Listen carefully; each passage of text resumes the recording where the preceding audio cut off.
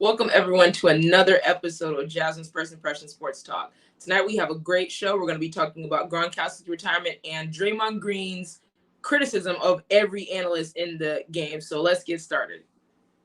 Welcome to Jasmine Pollock's First Impression Sports Talk, the fastest growing sports talk show in the country. And now, here's your host, Jasmine Pollock.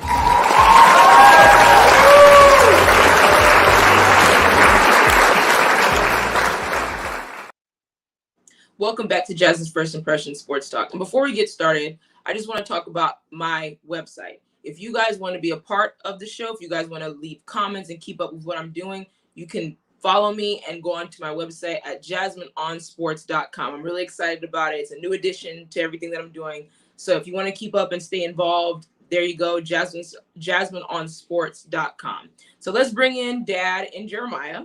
We're going to first talk about Gronkowski's retirement. So, Dad, we know you're a Bucks fan. Jeremiah, you're not a Bucks fan. I'm not a Bucks fan, but we're going to talk about Gronkowski. So, with, all the controversy that went on about the Bucks in retirement, from Tom Brady to now Gronkowski, he's finally hanging it up and saying, you know what, I'm done. So, Dad, I want to start with you. What is your take on Gronkowski retiring, and could we potentially see him maybe come back how he did before? Well, to me, that all weighs on Gronkowski's health.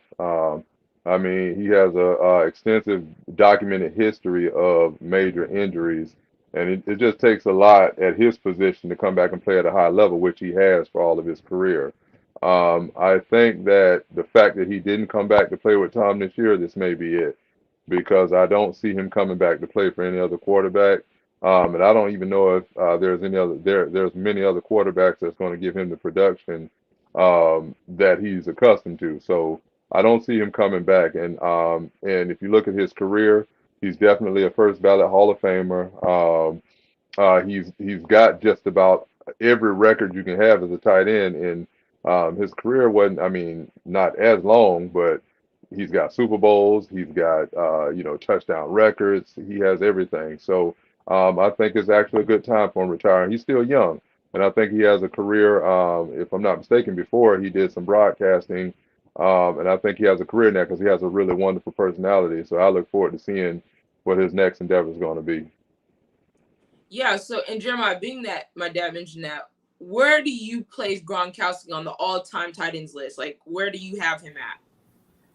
Well, for me, I will have him as, of course, top 3. So My list, of course, would start with Shannon Sharp. I would say Tony Gonzalez, and then I'll put Gronk. Wait a minute. Hold on. No. I know it's crazy. I'm arguing with Rob. I'm arguing with the Rob Gronkowski, and I want to switch him actually with Tony. Like actually do his thing. I'm gonna switch because that's how I had it before. Actually, before he retired, that's how I had it like a couple of years ago. That was my thing, especially when he was on New England. I was kind of thinking I was gonna be like that, but seeing the resume and the career that Rob Gronkowski had from just start to finish, you can't say that this guy is not top 3, or even I wouldn't even be mad put him at 1, because the way that he changed the tight end position inspired so many different ones, and the amount of championships, and actually was an important figure, especially for Tom Brady, and a big target for him. And just look at his resume and his numbers that he put up throughout his whole career. And I'm glad that he's able to just, leave out and able to walk, because he had a scare when it came to those ribs injury earlier in the season. Yeah. And what makes Gronkowski, and being that, because I was going to go off on you about the Gonzalez and Gronkowski thing, because I was like, oh, that's not even, that we're not even having that conversation. But to me, I will put Gronkowski at number 1, and I'll put Shannon Sharp. We love Shannon Sharp over here. But what Gronkowski was able to do, at his age, and with Tom Brady, that same quarterback, and then he played years with him in New England, and then he goes to Tampa and he does what he does over there. It's so phenomenal, because I believe him and Tom Brady are, I think, number 1 in history as, receiver, quarterback duo touchdown record. I think that they both have that record. It's phenomenal. But Gronkowski is a phenomenal talent. He can catch the ball. He's hard to bring down. It's very hard to tackle Gronkowski. He's huge. And his blocking is very good. When it comes to running the ball and getting the running backs out of the backfield, Gronkowski is there to give blocks. So it's really, it's a good career to have. And of course, his health has always been an issue. He's always had some very significant injuries throughout the course of his career. Of course, the ribs were the big one. And, as you get older, those things start to weigh on you. They start to deteriorate your body even more as you get older. But Gronkowski had a phenomenal career. You couldn't ask for a better career from Gronkowski. 4 Super Bowl titles with Tom Brady, and you created so many great moments with Tom Brady. Like it's phenomenal. Then you go to Tampa with him. You were in retirement the first time, and then you come back and go in there with him. But back to you, Dad. Like, being that Gronkowski is retiring, like, what does that say to, like, Brady? What does that say to him, saying, like, okay, probably his best friend on the field, off the field, is retiring. He's gone. That security blanket is gone now. What's going to happen now with the Bucs? Well, so just to look at Tom Brady, I don't think it affects Brady as much as it does Gronk, because if you look at it, Brady was winning prior to Gronk even coming to the Patriots. Gronk was a rare combination of an old traditional tight end, and he was also deceptively fast and very athletic for a big guy, which means he had that total package.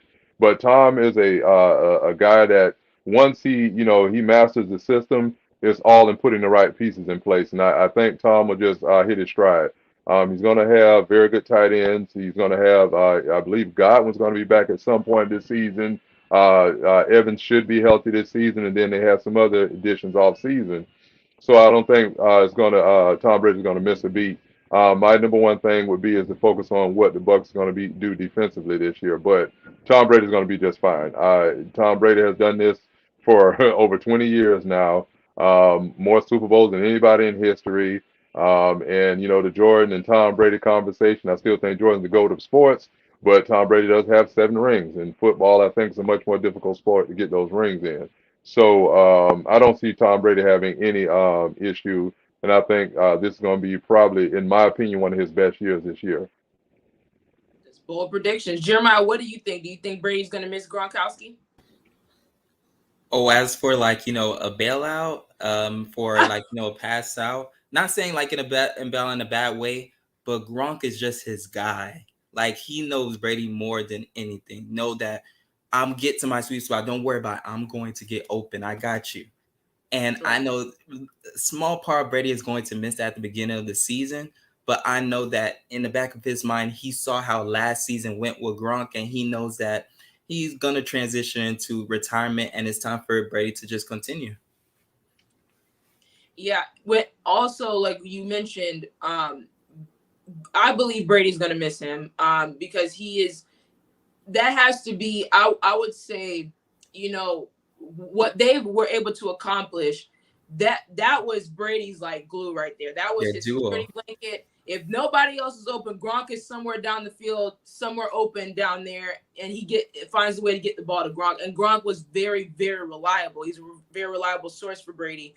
And of course, he knows the system like Tom Brady when he went to New England and when he went to the Bucs. Like, him and Brady just have that connection that a lot of quarterbacks and receivers or / tight ends don't have. So I think he's going to miss him.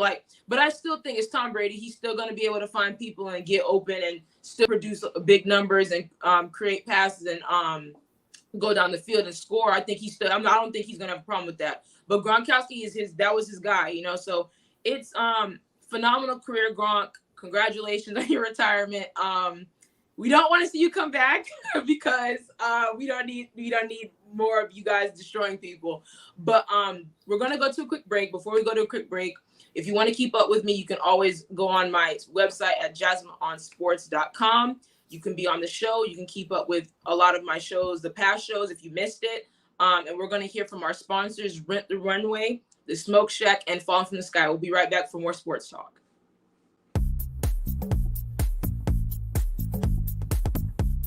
Renting is everything. It's style at your doorstep. Off the runway and into your closet. It's every trend you've been dying to try and every designer you've yet to discover. It's wearing it your way every time. and making it count everywhere you go.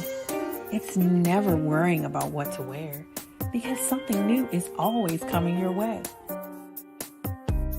That's why renting is everything.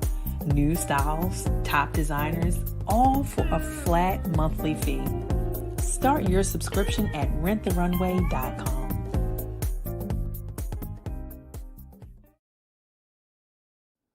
Slow roasted over hickory fire and pulled by hand. This is the way pit pork has always been done. Pulled pork lovers, rejoice.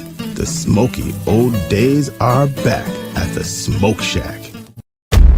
From the creative team that brought you the Browning Project and Dead by Morning comes a new thriller that will change the way you look at white-collar crime forever. Fallen from the Sky.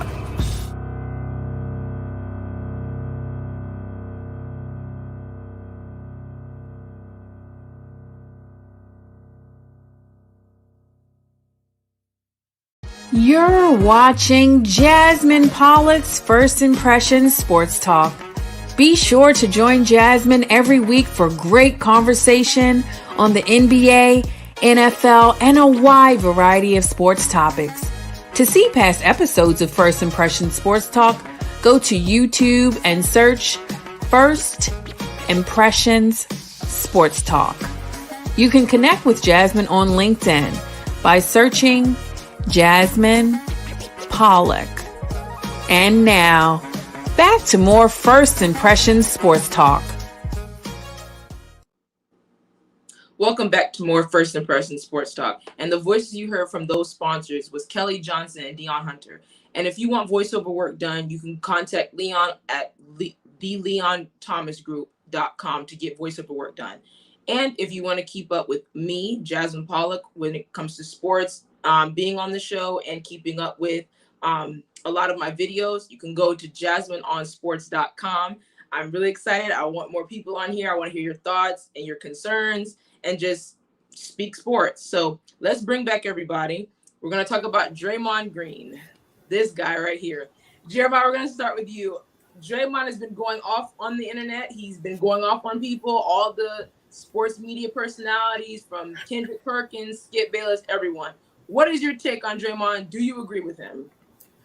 Well, he won his championship, so, he has every right to talk and just, go after a lot of media. But this is my thing when it comes to Draymond Green. Don't bite the hand that feeds you. And that's the thing within the media, because now you want to get within the media with your own podcast. You see Tyreek Hill has a podcast, and you see like Kevin Durant with his show. Once you get into that certain light and everything else, you just can't just try to just go after everybody and everything else. These things have to be justified. Just because you don't like certain things that somebody said or they're critiquing your game doesn't mean that they're idiots, doesn't mean that they're morons. This is just their takes on everything. So you getting mad at them and everything else is not changing it. But when it's positivity coming your way, it's a whole change of tune and you don't say anything. And that's the thing when it comes to being in media. And that's just the same thing with Draymond Green. If you're going to be on your show, you're going to have to critique a lot of different people and even yourself. Because even when it came to Andrew Wiggins a couple of years ago, he wasn't at the best for himself being a number one pick. Although he's the player that he is right now, take development. But at the time, those takes were justifiable. So I just think that it's just a lot of, coming from like bad feelings from himself and just trying to, feeling himself too much. And I just feel like don't ruin future things, just going off of emotions right now. And of course, I enjoy the controversy, the back and forth. It's really fun. It's good publicity. But for Draymond, you just won your 4th championship. And you're talking, and I watched a little clip when he came at Kendrick Perkins, calling, Kendrick Perkins dumb, all those different things like that. And saying, oh, he wasn't a great player, or like just, dogging Kendrick Perkins. And it's like, okay, it's a level where, okay, you're saying, okay, this person had a critique on you and you respond with another critique saying, hey, that's not correct. This is how I play the game. But it sounded too personal to me. Like, it sounded like you really have a vendetta against Kendrick Perkins. But when it comes to Draymond, when we look at you, and we look at what you mean to Golden State, you're probably, the more gritty player out of all of them. I think you're the toughest player on that team. When it comes, you're the pest. You're the one that, instigates other things. You're the one that gets everyone hyped, I believe. But let's not forget the reason why you're at this stage right now. The past 2 years, you were the one that called Kevin Durant to come to Golden State. If you were so tough, how you portray yourself to be, and you're coming at people for toughness, you called Kevin Durant to come save you because you guys weren't beating LeBron James single-handedly by yourselves. So you called Kevin Durant, and you were all for that. You were happy, you were gloating, and then, of course, congratulations, you won, but you guys won against an inexperienced Celtics team. So, Draymond, you coming at these guys like that who've been in the league, who played in a much rougher league than you played in, you have to be careful. And like you said, you got to be careful. You have to not bite the hand that feeds you. And I see a lot of these athletes now getting podcasts and, combating with people like Shannon, Skip, Stephen A, Kendrick, all of that. But Dad, I want to ask you, what is your take on athletes now starting to get podcasts of their own to argue or go back and forth with the actual sports analysts? Well, I actually like it because the media has had a strong hold on the industry, but with social media, it's created an avenue for, I would say, less polished people to come in, and as long as public opinion is high on those people, it's going to be relevant, and that's something that we're all going to have to get used to because that's just the wave of the future. Where these guys are coming in, they're not, college graduates per se. Some of them are, don't get me wrong, but I mean, some of these guys are not polished from a media standpoint, but they're coming in, and the public is really loving it. So I do enjoy that. One of the things I'll say about Draymond. I like Draymond. I like the way he plays the game. I do like him. I just think that when you start to go down this road of you're not a LeBron James, you're not a Kevin Durant, you're not a Steph Curry. So you're a complimentary player, a very good one at that. So don't get me wrong with that. But I just think you have to be careful with the level of disrespect because just like, like the media, give your critique, break down what you need to break down. But when we start getting to the insults, that starts to become something that kind of turns the public away, at least me, because I really don't care too much for the insults. If you got a take or something specific you want to say about a person in their career and their profession, I understand that. When we start, calling people dumb and certain, characteristics and adjectives you're using, about these Not people, to mention, then I start, he called yeah, him. and then I start to really turn away because it's not what it's about. So Right. I think he has to be careful with that. But he does have a voice. He has 4 championships, Yes, albeit a couple of those championships in my eyes. He's very, very lucky to have if you don't bring one Kevin Durant to town. Not gonna get in that. That's for another show. yes. But that to me is something that can't be forgotten because those have asterisks on them for me because I have a bad taste in my mouth for them tipping the scales the way they did, and it didn't have very much parity at those times. So, Well, Dad, actually, we have a few minutes. Let's talk about it. Let's talk okay. about Golden State's Yes. championship win that they had against not Golden State, against the Celtics. So this is a free for all. What is your take of where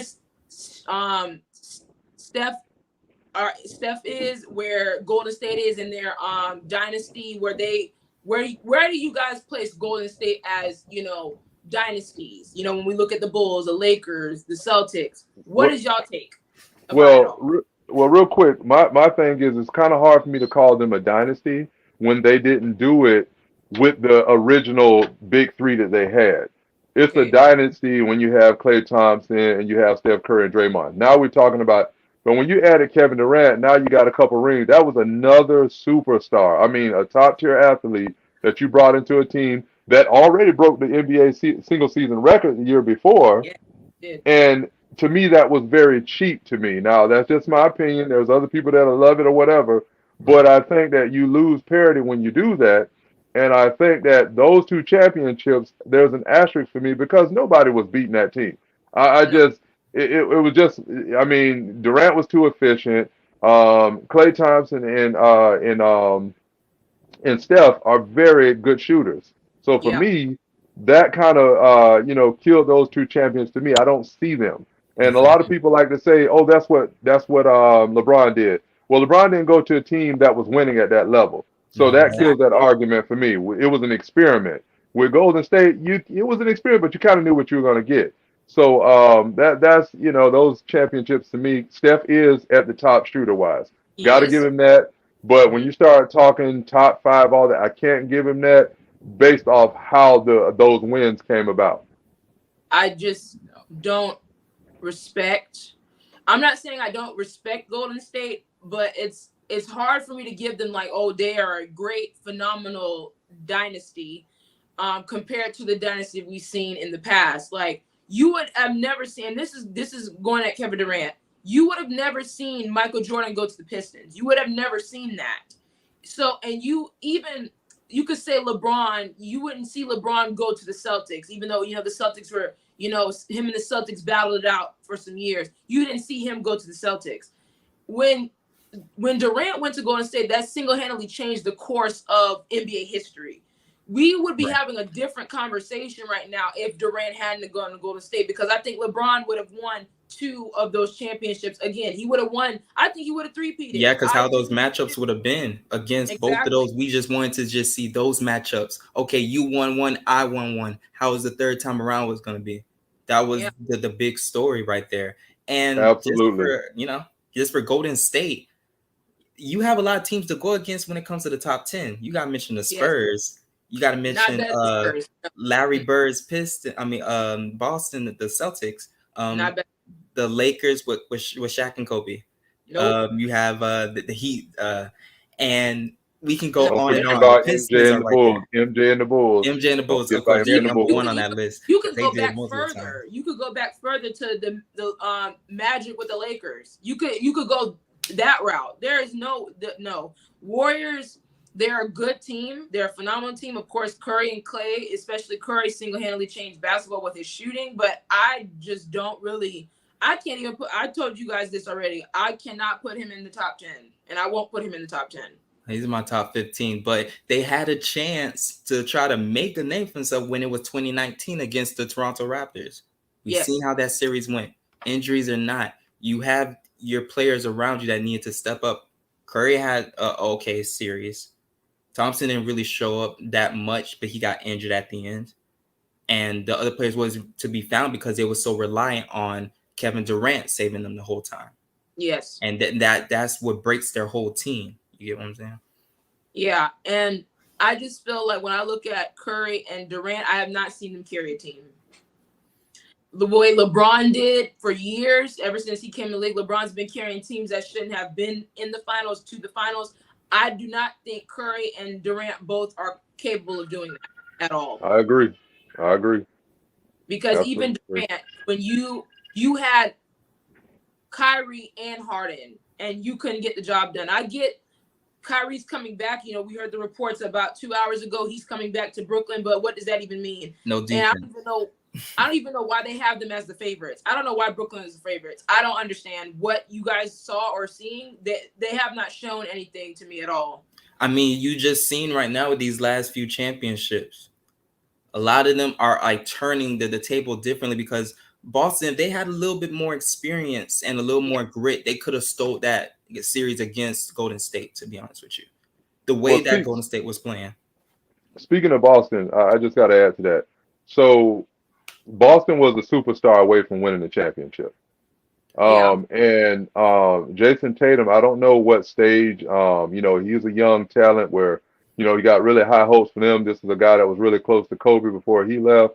Yeah. I think that was the difference. Is they're a superstar away, and they just did not get that superstar performance from him that would have changed that series. If you look at it, if they had got those consistent points, that Yeah, guy that can very take over. disappointing. Yeah, it's just at what point are we going to see that? Now, I don't know what's going on. I don't know. It just seems like some of that stuff's being lost with some of the. So we're labeling these guys as superstars, and then when it's on the line, it's like a lot of these guys, even like Harden, they're just not performing when it really matters. And it's like, what are these guys going to be really great regular season talents? Are we going to see them turn the corner? And I think right now Boston has a dilemma. because you can say, well, hey, well, we're going to be back. Be back with who? Because if you don't get a more production out of your top guy, then you're going to get the same result. You might get deep Right. in the playoffs, but if Mhm. you don't get a guy that's going to come in there and able to take over a game late in the playoffs, you're going to get the same outcome because Yeah, they've been going to the playoffs. It's the yeah, same because thing. they had themselves, like I said before, this last season right here, they had themselves a Miami Heat bubble run. They had the same exact run, getting Yeah. to that spot, but then bumping into, that bigger opponent that you guys are very unexperienced about. And I I just felt like, I still believe though, looking at that series, the finals, Boston could have very much won the series. Very much so won the series. They turned the ball over they was turning the ball over in volumes each and every game. It was ridiculous. And the shots they were taking now, we get happy when we applaud Steph Curry for shooting threes at the volume he does. But when people start doing it constantly and it just goes cold, because there was time in the series he did that also. It's like no one's taking it to the paint. Nobody's getting up there. There's no mid-range anything. And like you said, Jason Tatum, I was very disappointed in him because I thought he was the face of the Celtics, but it turns out in this series, Jaylen Brown emerged past him. And we've seen Jaylen Brown do that a lot of times, but in this series, he played better than Jason Tatum. Way better. And like you said, that I think they are a superstar away, but what superstar? Who's gonna go over there to lift them? Well, one thing to add about the Celtics, their defense was excellent. So when you look Excellent. at the series, there were situations in that series where their defensive switching was just superb. The problem is what I saw, there was moments in the game where they would be up, they would be playing, they would be getting those easy layups, jump shots. Then all of a sudden somebody would shoot an ill-advised three without Yes. even getting set. And it's like, for me, on the coaching aspect of it, where was those moments when you saw it changing that you were going to stop and slow them down? Hey, time out. Hey, don't shoot that shot like that. Whatever you had to do to get them guys in the right mindset to say, hey, you need to slow down. Because and if you see some of the turnovers, they didn't slow down. It was just like, hey, I'm going to run down the court. and that's how they almost lost the game 7 against Miami. They had a huge lead, but then you go careless, just like Marcus Smart. You shooting 3 when you're trying to run out the clock, and plus you're up by more than 10 points. Why are you doing that against a hungry Miami Heat team that's on one leg? They don't care.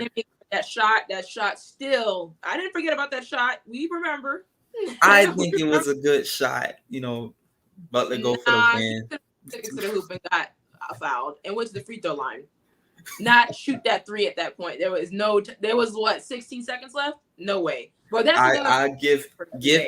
I'll give him that shot because look, game 6. Don't forget game 6 and that game 7. He was phenomenal. I would not mind if he would take that shot. Not an excuse. You don't make a shot like that. You go in the hoop, you go there and you get a foul. But Jordan shot the shot that win game. No, that's Michael Jordan. Jimmy Butler, he knows he's been in this league for a very long time. He should have went to the hoop. 16 seconds. Yeah, you shouldn't have brought Jimmy Butler up. Yeah, Jimmy Butler, he killed that. 3-point shooter. He killed like all mid-range. He was trying to. The problem is, at that point, Jimmy Butler was listening to the whispers in his head. Yes, he should have never succumbed to that because there was no reason for him to jack up a 3 in that, and it wasn't even a set 3. It was because just. I was thinking that he knew that the team wasn't, healthy at all to go into overtime. Because Boston would have took advantage of overtime. How do you know their that? legs was for sure? You don't know that for sure. We don't know that for sure. He shouldn't have took the shot. The world will never know because he missed the shot. We have to on the future. But that wraps up tonight's show. That was a fun conversation. Thank you, Dad. Thank you, Jeremiah. Oh, Dad, hold on before you go. Your birthday's tomorrow. That's awesome. Look at that. Everybody clap. Awesome, Dad. Your birthday tomorrow. Well, thank you. Thank you. Thank you guys for being on this show. And if you guys want to keep up with what's going on with me, if you guys want to be a guest on my show, you can go to JasmineOnSports.com. You can catch up with all my latest videos and all the latest news going on with me. Thank you, Leon. Thank you, Jay, for the production. And thank you, audience, for constantly giving your support and keeping up with me. We will see you here on Jasmine's First Impression Sports Talk on Monday, 9 p.m. Eastern. Well, that's 4th of July, so maybe not, but we'll see. See you next week, hopefully. Have a good night. Bye.